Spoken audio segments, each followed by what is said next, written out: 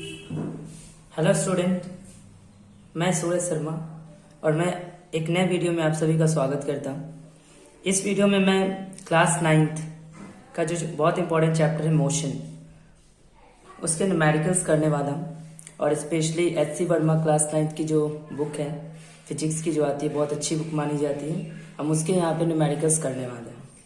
But numericals करने से पहले जो उस चैप्टर के जो इम्पोर्टेंट फार्मूलाज होते हैं ना, उसको सबसे पहले हम लोग डिस्कस करने वाले हैं। तो देखते हैं अगर कौन कौन से फार्मूलाज हैं जो इस चैप्टर के न्यूमेरिकल्स को सॉल्व करने में काफ़ी हेल्पफुल होते हैं। तो जैसे कि यहाँ पे पहला है एवरेज वेलोसिटी का। तो एवरेज वेलोसिटी क्या होता है?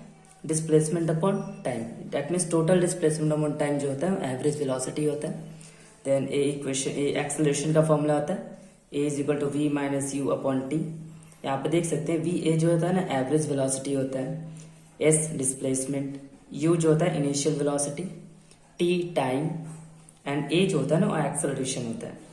फिर यहाँ पे हम बात करते हैं first equation of motion, v is equal to u plus a t. Second equation of motion u t plus half a t square.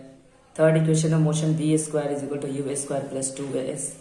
और यहाँ पे एक और होता है एवरेज वेलोसिटी का फॉर्मूला जो यूनिफॉर्म के सिचुएशन में आता है, यूनिफॉर्म मोशन के रिगार्डिंग आता है, u प्लस वी बाई 2, ऐसे बोल सकते हैं आप। अब यहाँ पे एक और फॉर्मूला आता है सर्कुलर मोशन के लिए, जो हम स्पीड निकालते हैं होता है 2πr upon T. That means जो डिस्टेंस कभी भी सर्कुलर मोशन होता है ना, तो सर्कुलर मोशन में जो टोटल डिस्टेंस होता है उसके सर्कमफेरेंस के इक्वल होता है। सो 2πr अपॉन टी हो गया यहाँ पे स्पीड निकालने के लिए। तो चलिए करते हैं, अब हम लोग न्यूमेरिकल्स की ओर चलते हैं। और सबसे फर्स्ट न्यूमेरिकल्स हम लोग यहाँ पे देखेंगे। जो सबसे फर्स्ट न्यूमेरिकल है यहाँ पे, और यहाँ पे हम लोग देखेंगे एच.सी. वर्मा। यहाँ पे आप लोग देख सकते हैं एच.सी. वर्मा क्लास 9th की जो फिजिक्स की बुक है उसके हम लोग यहाँ पे क्वेश्चंस करने वाले हैं। सो पहला क्वेश्चन है a car moves 100 metre due east and then 25 metre due west. और क्वेश्चन पूछा जा रहा है what is the distance covered by car and what is its displacement. तो सबसे पहले हम लोग यहाँ पे देखने वाले कि क्वेश्चंस बोल क्या रहे हैं। तो क्वेश्चन समझने से पहले हम लोग यहाँ पे ये देखना होगा कि क्वेश्चन में बोल क्या रहा है। तो क्वेश्चन बोल रहा है कि जैसे कि आप लोग डिस्टेंस पता होगा आप लोग को कि जो अपर साइड होता है वो नॉर्थ होता है एंड जो नीचे होता है साउथ होता है, इधर ईस्ट एंड इधर वेस्ट होता है। तो क्वेश्चन बोल रहा है कि a car moves 100 metre due east, मतलब एक कोई कार है, अगर उस कार का अगर हम इनिशियल पोजीशन मान लें यहाँ पे, अगर उस कार की इनिशियल पोजीशन को ए माने तो ईस्ट डायरेक्शन में वो 100 मीटर जाती है। दैट मीन समझिए कि कोई कार इनिशियल में ए पॉइंट पे था, फिर बी पॉइंट पे चला गया और उसने टोटल 100 मीटर का डिस्टेंस कवर किया, यहाँ पे बी पे चला आया। फिर पूछ रहा है, फिर बोल रहा है कि and then 25 metre due west, फिर वो वेस्ट की ओर आता है, मतलब ए से बी की ओर गया। दैट मीन्स वो वेस्ट से ईस्ट डायरेक्शन में गया, बट 25 मीटर वेस्ट की डायरेक्शन की ओर आ रहा है। दैट मीन्स 25 मीटर फिर इधर की ओर गया। दैट मीन्स 25 मीटर इधर आया, यानी अब फाइनली अब कार सी पॉइंट पे है। ओके, सो यहाँ पे क्वेश्चन पूछ रहा है पहला what is the distance covered by car. तो कार ने टोटल कितना डिस्टेंस कवर किया। तो आप लोगों को पता है कि जो टोटल डिस्टेंस होता है, एक्चुअली में जो टोटल डिस्टेंस होता है वो क्या होता है, तो यहाँ पे लिख देते हैं हम लोग टोटल डिस्टेंस कितना कवर किया। तो टोटल डिस्टेंस की बात करें उन्हें 100 ए से बी तक और प्लस बी से सी तक। तो टोटल डिस्टेंस की बात करते तो 100 metre plus 25 metre, that means 125 metre total distance हो गया। अब अगर हम यहाँ पे बात करते हैं डिस्प्लेसमेंट की, व्हाट इज इट्स डिस्प्लेसमेंट। तो हम लोग को पता होगा कि जो डिस्प्लेसमेंट होता है ना, वो डिस्प्लेसमेंट शॉर्टेस्ट पाथ होता है, किसी भी पॉइंट के बीच का जो शॉर्टेस्ट पाथ होता है। अब देखिए कार इनिशियली ए पॉइंट पे था, बट फाइनली कार की पोजीशन क्या है, तो सी। तो जो डिस्प्लेसमेंट होता है वो इनिशियल एंड फाइनल पोजीशन के बीच का डिस्टेंस होता है। तो हमें एक्चुअली में जो डिस्प्लेसमेंट होगा वो डिस्प्लेसमेंट वो AC के लेंथ के इक्वल होगा। क्या होगा, लेंथ ऑफ द AC। और AC को हम कैसे निकाल सकते हैं, length of A B minus B C. Okay, और एक्चुअली में ए बी है कितना, एक्चुअली में ए बी तो है 100 एंड बी सी कितना है, बी सी है 25। सो फाइनली आंसर कितने आ जाएंगे हमारे 75 मीटर। तो आई थिंक ये क्वेश्चन आप लोग को समझ में आया होगा। सो अब चलते हैं, अब नेक्स्ट क्वेश्चन के ऊपर चलते हैं। सो यहाँ पे हम लोग देखेंगे नेक्स्ट क्वेश्चन क्या कहता है। क्वेश्चन नंबर 2, हम यहाँ पे एक एक क्वेश्चन को आप लोग को इस तरह से समझाने वाले हैं कि आप लोगों को पक्का समझ में आने वाला है। ऐसे तो हो ही नहीं सकता कि आप लोग नहीं समझ पाएंगे। तो देखते हैं सेकंड नंबर क्वेश्चन क्या बोलता है। A person walks along the side of a square.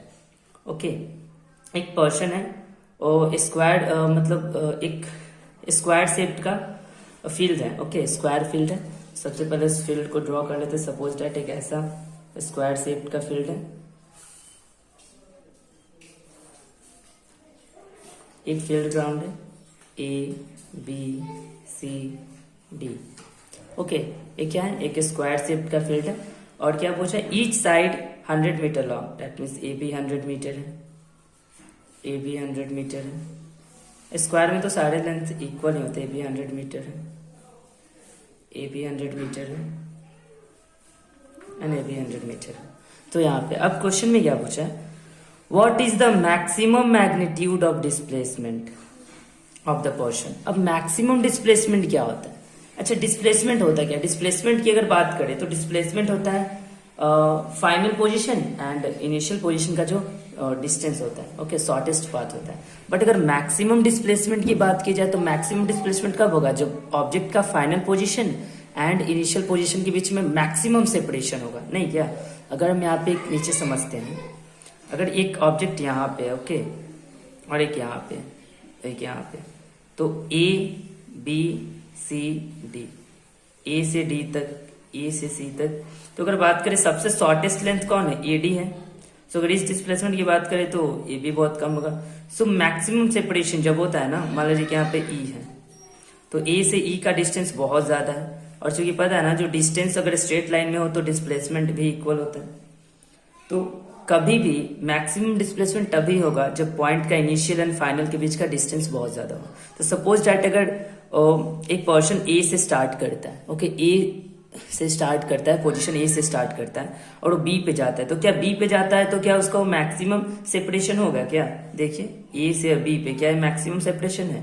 अच्छा, सी पे अगर जाता है तो आप देख सकते हैं कि नहीं, ए और सी के बीच का डिस्टेंस मैक्सिमम है।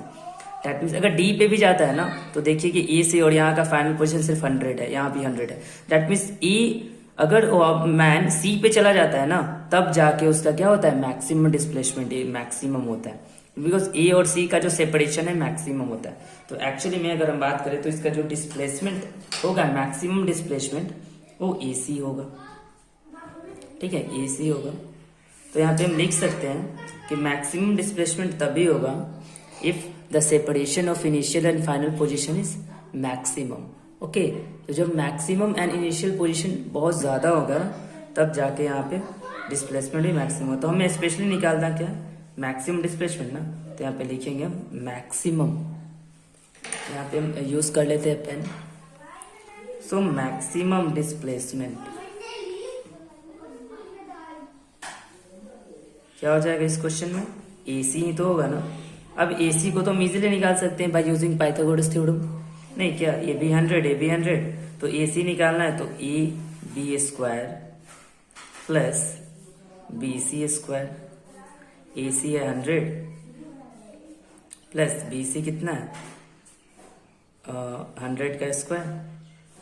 अब यहाँ पे हम देख सकते हैं 100 स्क्वायर प्लस 100 स्क्वायर। ओके, अब यहाँ पे हमें देखना है, एक्चुअली में अगर हम बात करें ना यहाँ पे तो 100 क्या है, each side of 100 metre long and 100 metre long. तो अब यहाँ पे ए सी एक्चुअली में हो क्या जाएगा, ए सी यहाँ पे होगा under root 100 square plus 100 square. Okay, तो अब यहाँ पे अगर हम बात करें